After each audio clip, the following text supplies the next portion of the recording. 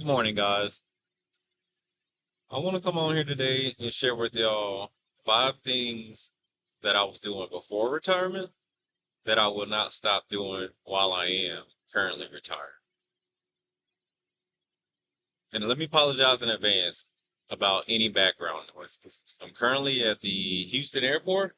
Yeah, the Houston airport, where I've been for a few hours because I'm getting ready for my cruise. So there's my cruise hat right here. So if you hear any noise in the background, it's just probably, yeah, some belts activating and uh luggage coming out. Who knows? Whatever. People walking by, no telling. So, anyways, I want to share with y'all 5 things that I do and I won't stop doing in retirement. Number one, socialize. I love being around people that are happy, smiling, joyful, and just having a good time. I love meeting new people. I love interacting. That's always been a big part of me. I'm an extrovert. What can I say? It's a part of me. It's been a part of me all my military life, and it's going to stay with me even into retirement. And the main reason why is because socializing is a way of being healthy, being active. I like hearing people's stories. I like hearing about their walks of life. I like meeting new people. I guess that's the reason why I enjoy cruising so much. Hence, yeah, I'm cruising again. I cruise every month almost. And it's just something that I really enjoy doing. Um, it brings me a great sense of fulfillment and happiness to just come across so many people. Even before retirement, people would just always come up to me and share with me some of their most personal life stories and details. I don't know why. I've been told that I have a friendly face, a warm demeanor, and people just feel comfortable around me. But it happens even now on cruises. Random strangers just tell me all kind of things about their marriage, about their personal life. Some things that happened in their childhood and whatever. Not saying that's a bad thing, but it just happens. But I don't mind it. I don't judge them for that, but I enjoy it because it lets me know that I enjoy making people feel comfortable around me and letting them know that I don't judge people. Everybody has their own walk of life, and I'm not here to judge you for whatsoever, whatever you do. I just want to have a good time, enjoy, you know, good energy around people, and leave a lasting memory with people. So that's why socializing is always going to be a big part of me, even throughout my retirement. Number two, playing basketball. What can I say? I can't cut that out of my life whatsoever. It's been one main thing that's been with me as well, especially throughout my military life. High school, not so much, but it helps keeps me fit and active. And in retirement, you need that. You need something that's going to push you to stay in shape. And most importantly, just stay active. I know you guys see countless, the elderly people walking around doing the laps around the mall and everything of that nature. For me, I don't want to do that. I want to stick to what makes me happy and keeps me in shape. And basketball does that. It checks those boxes for me. I get to go and interact with people that I rarely ever get to see because in retirement, the people that I play ball with, usually typically they're working and I'm off. So the only time I really get to interact and see these guys is when I get to go play ball with them once or twice a week. The funny thing about basketball too for me is that I cannot stand running. I never like running. I especially in the military. Could not stand it whatsoever. But basketball was the only time that I really cared to run. And I think that's because my mind's not on running, even though I know that's 90% of the what I'm doing when I'm out there on the basketball court. It's more fixated on the scoring, the competitiveness, the interaction, and the camaraderie with the people that you're playing with, whether you're winning or losing. So for me, it just checks so many boxes for me that it's not something that I'm stripped away while in retirement. Another good thing about playing basketball is I get to engage with so many people of so many different ages. Kids be out there sometimes 16 years old. Sometimes you have people out there that's 40 and 50 years old. It's a great time. But one of the bad things I don't like about basketball is that I've been injured more in retirement from playing basketball than I ever was before retirement. Just last year, I think I broke my wrist. Yeah. That's up. See that bone right there? Much bigger than this right here. So yeah, I kind of broke it. I fell on it.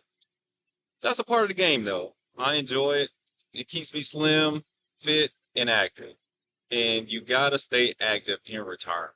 Number three, giving generously and helping other people. The main way I do this is by tithing, donating to the less fortunate, to charity. Like oftentimes when I leave the house to go play basketball, I always try to bring with me like a little snack bag. And it's for mainly for the homeless people that I see in random locations on my path to and from the gym. Because driving to the gym, I have to go all the way to the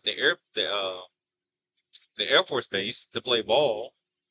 And on my way, it's like a 45-minute drive, and I typically see about, a multitude of homeless people. So what I do, I like to bring those bags with me just to hand them out to people. I don't always want to be that person that just hands out money because, some people, I don't want to enable them for their bad habits. I'm not saying that all homeless people have bad habits, but I also want to do something that I know is going to be fruitful and beneficial to them. So I always try to get together like a little snack bag, like throw some fruit in there, like an apple, a banana, some snack bars, some water, and like a bag of chips or something like that. At least 3 or 4 items in there. Just hand it to them on my way. Maybe throw them a few extra dollars too as well. Because once again, I don't judge people. God, He's the one that judges. That's not for me to judge people. So I just want to be able to do what I can and help people. And also, it's fulfilling to see somebody smile when you can do something for them, and not expect nothing in return. One thing I've tried to do along those lines of helping others is try to incorporate a $50 monthly allowance for me to donate to a random charity. And one of my goals for 2026 is the plan to start doing more with local nursing homes, like volunteering or going to the Salvation Army or any homeless shelter and just volunteering with my time because to me, time is one of the most sacred things that we have. And you give someone your time, that's more valuable than money. And that means a lot. To me, if I can give someone my time, I feel like that says a lot more than me just handing money over. Because anybody can hand money over, but your time, and I also want to do a missionary too. That's one of my things on my list for 2026. Just go to another country, go over there and try to, spread the word of God, or just go interact with other people. It ties into my extrovertedness. I don't even know if that's a word, but we'll ride with it. Number four, and y'all might laugh at this, but asking for a military discount. Everywhere I go, I ask if there's a military discount. Everywhere. Now, don't get it twisted. Whether they have one or not, it doesn't impact whether or not I utilize their services or their businesses or their products or whatever. It does not. But I'm a frugal individual. I've been frugal the majority of my life. What? Scratch that. I was stingy as a teenager and a kid. But I grew into my frugality in my 20s. And so that's just one big piece of me. I did my years in the service, and it's just a beautiful benefit. One of the many benefits that we're offered here in this wonderful country is that you get a military discount. And the majority of places offer that, but they don't tell you up front. So I'm always in with, hey, you got a military discount? Whip my ID out, get that 10 or 20% off or whatever. I don't care if it's 5 cents. I will take it and I will appreciate it because a penny not spent is a penny I think is saved. That's just a part of my frugality. It's going to be with me all throughout my retirement. And last but not least, budget. Yep, that word that a lot of people do not like. I'm not a strict budgeter either. Over the past years, I've become very loose with my budget. But I like knowing where my money is going.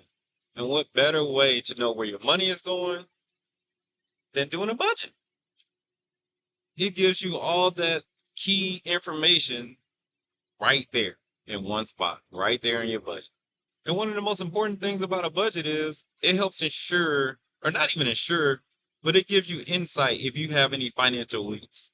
If you're seeing money that you're overspending over here, or You got a subscription that you ain't been aware of, it hasn't been on your radar for quite some time, you have a budget, then you're gonna capture and notice that. But if you don't have a budget, then you have a financial leak. And this is especially important not to have financial leaks when you're in retirement because you're on a fixed income. The less financial leaks you have, the better. The more money you have to donate, to have fun with, and just do whatever. And save, invest, all of that. Now, I don't use any fancy spreadsheet or anything like that. I just use a regular Google spreadsheet. That's about it. Now, when I first started budgeting, which is like 10 or 15 years ago, I was using Mint. Mint was it was free 99. I love Mint whenever it came about, and I used it my entire time up until they did away with Mint. I think last year or the year before. Like they just shut the site down or whatever. But I was so crushed when I logged in and seen that. But Mint was my go-to. Now I haven't found anything to replace Mint because everything seems to cost money. But if you guys know of some good budgeting apps, websites, let me know. Drop them down in the comments because I'm always looking for a free 99 budgeting app. Something I can use that's very intuitive, friendly in nature, and that I can utilize to ensure that I don't have any financial leaks in retirement because I can't afford it and I choose not to. And neither should you. So, guys, those are my 5 things that I was doing prior to retirement and that I won't stop doing while in retirement. All 5 of those things are very important. They're a big piece of me. You got to always remember, guys, that retirement is something that you plan for. It's not something that you just wake up and decide, hey, I'm going to retire. You can do that, but I don't think it's going to be too successful. It ties into that famous quote: if you fail to plan, then you plan to fail. It's as simple as that.